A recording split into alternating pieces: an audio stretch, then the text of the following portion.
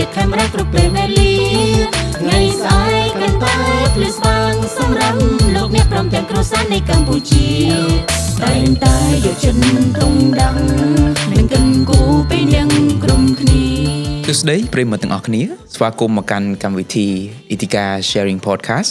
ហើយសម្រាប់វគ្គទី11នេះយើងនឹងលើកយកប្រធានបទមួយដែលតាក់ទងជាមួយនឹងសុខភាពខ្ញុំគិតថាប្រិយមិត្តយើងភាគច្រើនគឺបានដឹងហើយតាក់ទងជាមួយនឹងជំងឺផ្ដាសាយបាទប៉ុន្តែសម្រាប់ podcast យើងវគ្គនេះគឺយើងធ្វើការផ្ដោតសំខាន់ទៅលើជំងឺគ្រុនផ្ដាសាយធំឬ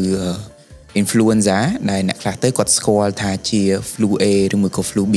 បាទអញ្ចឹងដើម្បីបកស្រាយនៅប្រធានបទនេះយើងបានអញ្ជើញលោកបញ្ជាបណ្ឌិត Dina Suphak Sela ដែលលោកជាវិទ្យាសាស្ត្រជាអ្នកជំនាញខាងផ្នែកវិទ្យាសាស្ត្រផងក៏ដូចជាអ្នកជំនាញខាងផ្នែកគណនានៅហានិភ័យពាក់ព័ន្ធជាមួយនឹងធានារ៉ាប់រងផងដែរបាទអញ្ចឹងកុំឲ្យខាត់ពេលយូរយើងទៅជួបបងសេឡាទាំងអស់គ្នាបាទជំរាបសួរបងជំរាបសួរបញ្ញវន្តបាទបងបាទជំរាបសួរប្រិយមិត្តអ្នកស្ដាប់ទាំងអស់អរគុណថ្ងៃនេះដែលបានអញ្ជើញខ្ញុំមកចូលរួមចែករំលែកនៅក្នុងប្រធានបទសំខាន់មួយគឺជំងឺគ្រុនផ្ដាសាយធំហ្នឹងហើយយើងដឹងហើយជំងឺគ្រុនផ្ដាសាយធំសប្តាហ៍ថ្ងៃកំពុងតែរីករាលដាលគួរឲ្យបារម្ភហ្នឹងអញ្ចឹងយើងដឹងទៅដែលប្រជាជនយើងមួយចំនួនគាត់នៅមានការយល់ច្រឡំអត់ទាន់យល់ច្បាស់ពីមួយណាជាតើជំងឺគ្រុនផ្ដាសាយឬក៏ជំងឺផ្ដាសាយធម្មតាឬក៏ជំងឺគ្រុនផ្ដាសាយធំបាទបងអញ្ចឹងទេយើងត្រូវដឹងថាជំងឺគ្រុនផ្ដាសាយធំវាមិនត្រឹមតែបង្កឲ្យយើងមានអាការៈក្តៅខ្លួនឬក៏វាហៅថាមិនស្រួលខ្លួនហ្នឹង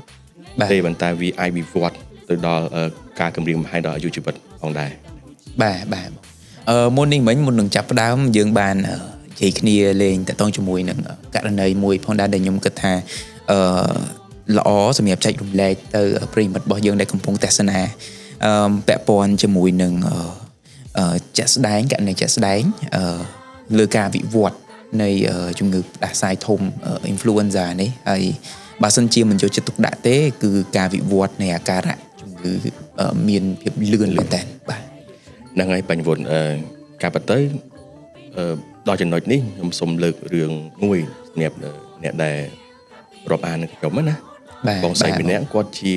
ម្ចាស់អាជីវករមួយហ្នឹងហើយកាលដែលជួបគាត់ប្រហែលអាទិត្យមុនហ្នឹងគាត់និយាយថាគាត់កើតផ្ដាសាយធំហើយគាត់និយាយដំណើររឿងប្រាប់ខ្ញុំថាដំបូងឡើយគាត់គិតថាគាត់ផ្ដាសាយធម្មតាទេគាត់បំរុងថាខលមកខ្ញុំសួររោគថ្នាំមួយចំនួនដើម្បីបំបត្តិអាការៈគាត់ណាគាត់ក៏បានទៅទិញថ្នាំប្រើប្រាស់ខ្លួនឯងទៅបញ្ចុះកម្ដៅបំបត្តិហៀសបាអុយជាដើមអញ្ចឹងទៅបងបាទស្រាប់តែប្រើបានតែប្រហែលជា2ដល់3ថ្ងៃហ្នឹងគាត់ក៏ចាប់ផ្ដើមវិវត្តអាការៈគាត់ហត់ចេញហត់ហើយកម្ដៅក៏នៅតែក្ដៅអត់ចុះបាទថ្នាំហើយនៅតែអត់ចុះកម្ដៅអញ្ចឹងគាត់វាលេងនឹងថាគាត់មានបំណងនឹងទៅពេទ្យហើយស្រាប់តែភ្លាមប្រហែលម៉ោងក្រោយហ្នឹងគាត់ទៅជាលហិតលហៃអស់កម្លាំងស្ទែកនៅកទេលហ្នឹងហ្មងលែងងើបនៅក្នុងកន្លែងខែគាត់គេងហ្នឹងហ្មងគាត់លែងងើបរួចហើយគ្រួសារគាត់ក៏បានបញ្ជូនគាត់ទៅមន្ទីរពេទ្យភ្លាមនឹងដែរបាទទៅដល់ពេទ្យបញ្ញវន្តដឹងថាមានរឿងអីកើតឡើងបាទបងរោគវិនិច្ឆ័យរបស់គ្រូពេទ្យបង្ហាញថាគាត់មានជំងឺរលាកសួតធ្ងន់ធ្ងរបាទហ្នឹងហើយភ្លាមគឺត្រូវការធ្វើការសង្គ្រោះមិនទាន់គាត់ទៅចូលសម្រាប់សង្គ្រោះមិនទាន់ហ្នឹងហើយគាត់បន្តប្រាប់ថាគាត់សម្រាកនៅប្រហែលជា 4-5 ថ្ងៃនៅនោះហ្នឹងបាទអញ្ចឹងយើងឃើញថាជំងឺគ្រុនផ្ដាសាយធំវាមិនមែនជាជំងឺផ្ដាសាយតាមរដូវទេប៉ុន្តែវាអាចបង្កឲ្យមានផលបាក់ធ្ងន់ធ្ងរដែលអាចគំរាមកំហែងដល់ជីវិតហើយនឹងខាត់បង់នឹងថវិកាតខ្លួនច្រើនទៀតណាការចូលសម្រាប់ពេទ្យសង្គ្រោះបន្ទាន់គឺចាយលុយច្រើនដើម្បីសង្គ្រោះហ្នឹងហើយម្ល៉េះហើយយើងត្រូវតែមានវិធានការទប់ស្កាត់បាទជួនកាលទៅយើងកើតអាការៈមួយចំនួនដែលយើងច្រឡំថាជាផ្ដាសាយធម្មតាបងលើកមកថាជាជំងឺផ្ដាសាយទូទៅ common cold ណាហើយអត់បានដឹងខ្លួនថាខ្លួនឯងមាន virus influenza ហ្នឹងទេ ដល់ពេលចាប់ផ្ដើមអាការៈធ្ងន់ធ្ងរបានដឹងថាវាប៉ះពាល់រហូតដល់ថ្នាក់រលាកសួតធ្ងន់ធ្ងរអញ្ចឹងចង់សួរបងឲ្យបងជួយបញ្ជាក់តកតងជាមួយនឹងតើនៅពេលដែលយើងឆ្លងវីរុស influenza នេះតើមានអាការៈអីខ្លះនៅក្នុងខ្លួនរបស់យើងបាទហ្នឹងហើយបញ្ញវុឌ្ឍជាដំបូងមុននឹងជឿនដល់បកស្រាយបញ្ហាហ្នឹងយើងត្រូវដឹងថាinfluenza ហ្នឹងគឺជាប្រភេទ virus នៅខ្មែរយើង virus ដែលបង្កឡើងដោយ virus A ឬក៏ virus B បាទដំណើររបស់វាគឺវាចូលទៅវាប្រហារប្រព័ន្ធផ្លូវដង្ហើមរបស់យើងនិងកោសិកានៃប្រព័ន្ធផ្លូវដង្ហើមរបស់យើងដែលវាបង្កឲ្យមានការរលាកហ្នឹងបាទអញ្ចឹងទេវាធ្វើឲ្យយើងមានឡើងជាកម្ដៅខ្លួនដែលស្ដែងចេញជាការក្ដៅខ្លួនទៅកាយយ៉ាងពីដើមណាវិវត្តទៅវាធ្វើឲ្យខ្លួនប្រាណរបស់យើងចុះសោយបាទអស់កម្លាំងលហិតលហៃជាដើមហើយការឆ្លងជំងឺផ្ដាសាយធំហ្នឹងយើងដឹងហើយមិនខុសពីជំងឺ Covid ដែលបានរាតត្បាតជុំវិញពិភពលោកយើងកន្លងមកទេគឺឆ្លងតាមរយៈដំណក់ពីល្អិតតូចនៃ droplet ដែលបាទចេញពីប្រព័ន្ធផ្លូវដង្ហើមនិងមាត់របស់យើងទៅកាន់អ្នកជុំវិញខ្លួនយើងហ្នឹងណាបាទតាមរយៈការកណ្ដាស់ក្អកឬក៏និយាយផ្ទាល់ទល់មុខគ្នាជាដើមបាទអញ្ចឹងវាឆ្លងស្តៀងទៅនឹង Covid ចឹងបាទខ្ញុំគិតថាបើសិនជាវាស្តៀងជាមួយនឹង Covid ប្រិមិត្តយើងច្បាស់ជាអាចដឹងថាតើមានអាការៈអីគេខ្លះព្រោះរៀង familiar ជាងហើយមួយទៀតចង់សួរបងតាក់ទងជាមួយនឹងហានិភ័យណាបងតើពីណាគេដែលគាត់ប្រឈមទៅនឹងការឆ្លង influenza នឹងហើយអាការៈរបស់គាត់អាចឈានទៅដល់ការធ្ងន់ធ្ងរអាចថាដល់ការបាត់បង់ជីវិតឯជាដើម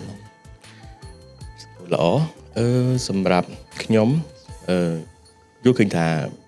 អ្នកដែលអាចប្រឈមនឹងការកើតជំងឺគ្រុនផ្ដាសាយធំគឺមនុស្សគ្រប់គ្នាប៉ុន្តែក្រុមដែលប្រឈមនៅហានិភ័យខ្ពស់មានដូចជាកុមារតូចអាយុក្រោម6ឆ្នាំស្ត្រីមានផ្ទៃពោះមនុស្សចាស់ឬក៏មនុស្សដែលមានជំងឺរ៉ាំរ៉ៃឬដែលមានជំងឺរ៉ាំរ៉ៃដូចជាជំងឺហឺតជំងឺបេះដូងជំងឺទឹកនោមផ្អែមអីជាដើមបាទដូច្នេះដើម្បីធ្វើការការពារបងនៅការឆ្លងវីរុស influenza នេះឬមួយក៏គ្រុនផ្ដាសាយធំនេះតើគាត់គួរមានវិធានការការពារអីខ្លះបងបាទវិធានការការពារគួរតែមានពីររបៀបវិធីទី1គឺការពារខ្លួនឯងកុំឲ្យឆ្លងពីអ្នកដទៃហើយវិធីទី2គឺការពារកុំឲ្យយើងចម្លងទៅអ្នកដទៃវិញបាទការពារឆ្លងពីអ្នកដទៃនិងចម្លងទៅអ្នកដទៃ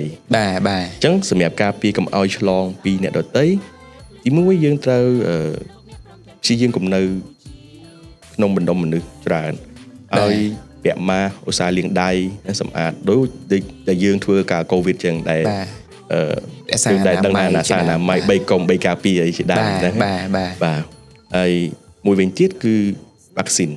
បាទយើងរាល់ថ្ងៃយើងសម្បូរបែបវ៉ាក់សាំងមកយើងហៅវ៉ាក់សាំងហ្នឹងយើងអាចចាក់វ៉ាក់សាំងការពារជំងឺគ្រុនផ្ដាសាយធំបានអញ្ចឹងខ្ញុំគិតថាมันពិបាករកដូចពីមុនទេឥឡូវគឺសម្បូរកន្លែងផ្ដល់សេវាហើយមួយវិញទៀតបើសិនបើយើងដឹងថាខ្លួនយើងកើតហើយយើងកុំបន្តចម្លងទៅអ្នកដទៃយើងអាចពាក់ម៉ាស់ព្យាយាមនៅឲ្យឆ្ងាយពីគេហ្នឹងហើយនិយាយមួយគ្នាពាក់ម៉ាស់អីទៅហើយកុំព្យាយាមនៅជិតអ្នកដទៃដែលអាចបង្កការចម្លងនៅអ្នកដទៃបានងាយស្រួលបាទបងខ្ញុំគិតថាប្រិមិត្តរបស់យើងប្រហែលជាមួយចំនួនណាអត់បានដឹងតកតងជាមួយនឹងវ៉ាក់សាំងដែលការពារជំងឺគ្រុនផ្ដាសាយធំនេះទេឬមួយក៏ influenza នេះទេចង់ឲ្យបង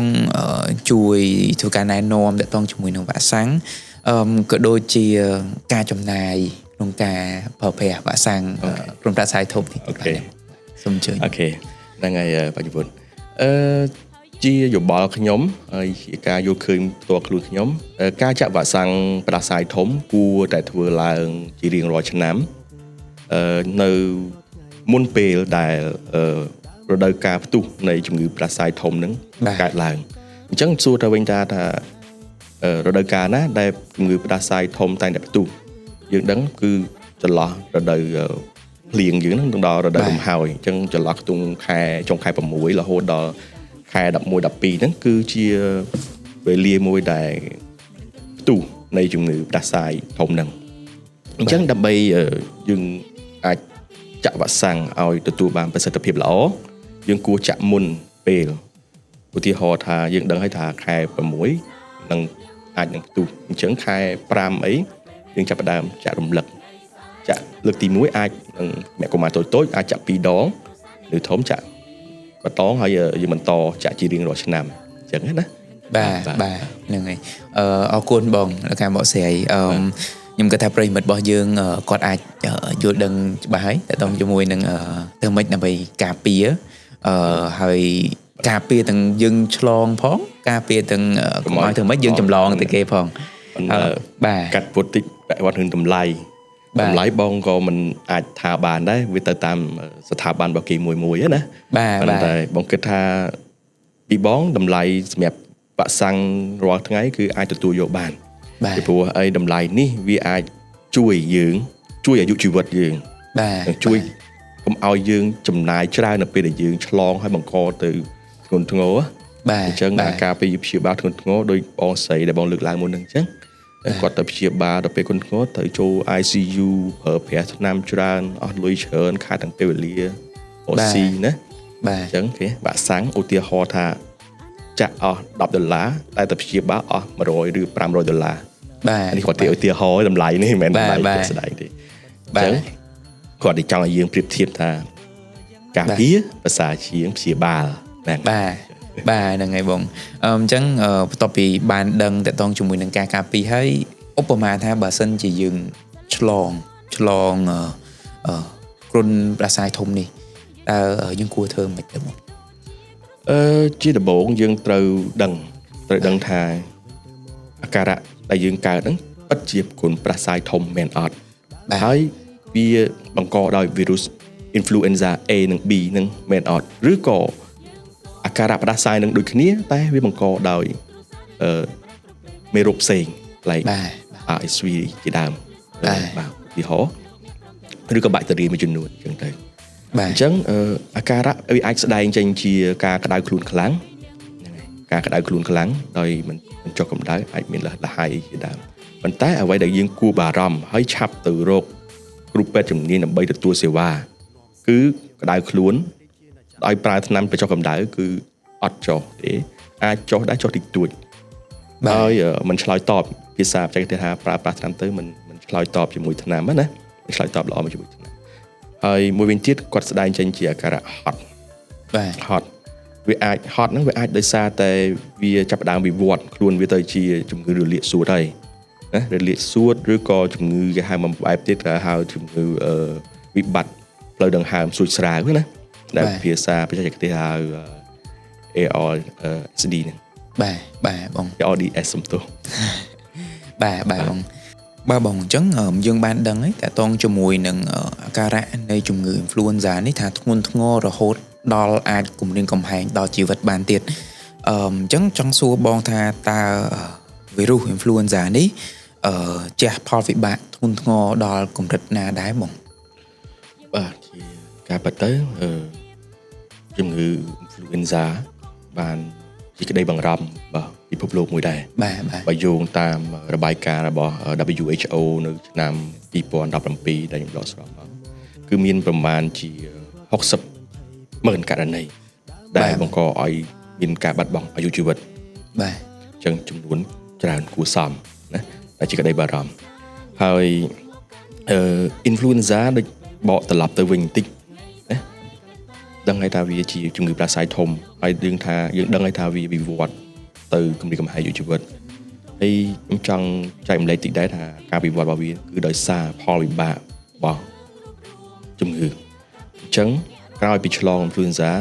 វាអាចវិវត្តទៅជាជំងឺរលាកសួតធ្ងន់ធ្ងរដែលយើងហៅថា pneumonia influenza ហ្នឹងបាទឬក៏ជំងឺវិបត្តិផ្លូវដង្ហើមសួតស្រាវ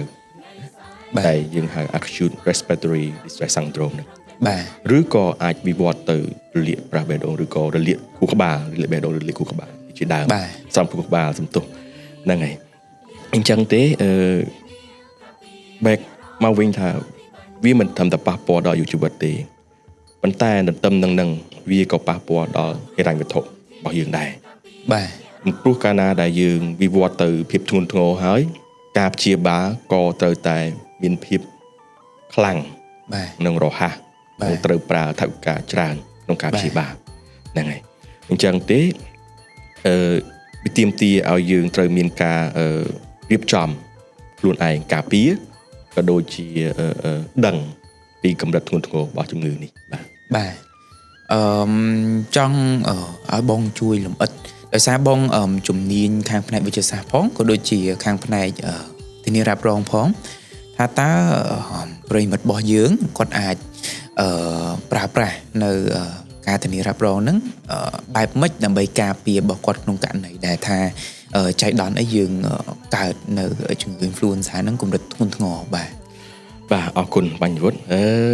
វាជាចំណុចល្អដែលលើកមកនិយាយការពិតទៅមនុស្សយើងម្នាក់គួរតែគិតគូរអំពីការធានារ៉ាប់រងលើអាយុជីវិតឬក៏សុខភាពនឹងឯងបាទអញ្ចឹងទេយើងត្រូវដឹងថាសុខភាពរបស់យើងគឺសំខាន់យើងមានសុខភាពទើបយើងអាចធ្វើអ្វីៗបានល្អប្រសើរបាទសម្រាប់នៅបំណងប្រាថ្នាអនាគតរបស់យើងអញ្ចឹងហើយទន្ទឹមនឹងយើងគួរតែរៀបចំផែនការក្នុងការទទួលបានសេវាធានារ៉ាប់រងលើអាយុជីវិតក៏ដូចជាធានារ៉ាប់រងលើសុខភាពជាដើមកន្លែងនេះដែរខ្ញុំចង់រំលឹកតិចដែរថាធានារ៉ាប់រងអាចនឹងជួយការពារទៅលើហិរញ្ញវត្ថុរបស់បងប្អូនប្រជាពលរដ្ឋចំណែកឯវ៉ាក់សាំងនឹងជួយការពារបងប្អូនកុំឲ្យឆ្លងប៉ុន្តែបើបងប្អូនឆ្លងហើយវិវត្តទៅជាបញ្ហាធ្ងន់នោះយើងមានធានារ៉ាប់រងជាអ្នកការពារហិរញ្ញវត្ថុរបស់បងប្អូនបាទអញ្ចឹងពិតជាមានសារៈសំខាន់ដោយសារដូចបងបានជំរាបអញ្ចឹងតកតងជាមួយនឹងការការពារអញ្ចឹងការការពារនឹងយើងការពារកុំឲ្យយើងទប់ស្កាត់កុំឲ្យយើងមានជំងឺដំបូងហើយមួយទៀតនៅពេលដែលយើងឧទាហរណ៍ថាយើងមាន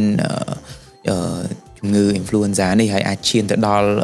កម្រិតធ្ងន់ធ្ងរដែលអាចប៉ះពាល់ដល់ជីវិតហ្នឹងបញ្ហាហិរញ្ញវត្ថុគឺជាចំណុចមួយសំខាន់ដែលយើងត្រូវគិតទុកមុនគឺយើងត្រូវការពារដូចគ្នាហើយបាទអញ្ចឹងមុននឹងបញ្ចប់នៅ podcast របស់យើង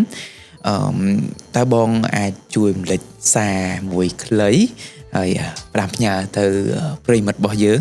ដើម្បីទប់ស្កាត់ក៏ដូចជាការពារខ្លួនក្នុងរដូវផ្ដាសាយនេះបាទអរគុណ